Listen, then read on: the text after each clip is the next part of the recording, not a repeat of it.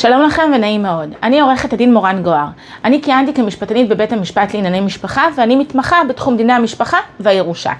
והיום באתי לדבר איתכם על פגישת ייעוץ, על החשש שלכם מלעשות את הצעד הראשון. קודם כל כדאי שתדעו שהצעד הראשון הוא לא מחייב. הצעד הראשון הוא בעצם לדעת מהם הזכויות שלכם ומה החובות שלכם. איפה כדאי לכם לנהל תהליך? בבית משפט, בבית הדין הרבני.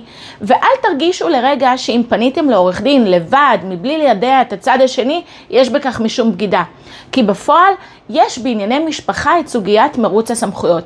מי שפונה ראשון בוחר איזה ערכאה משפטית תידון בעניינים שלכם.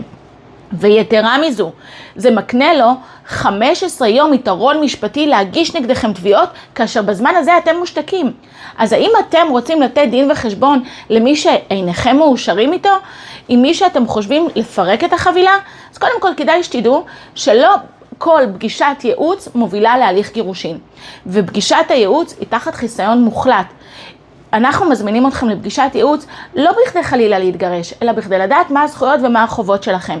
אם אפשר להציל ולהשכין שלום, נעזור לכם, ניתן לכם את הטיפים הנכונים.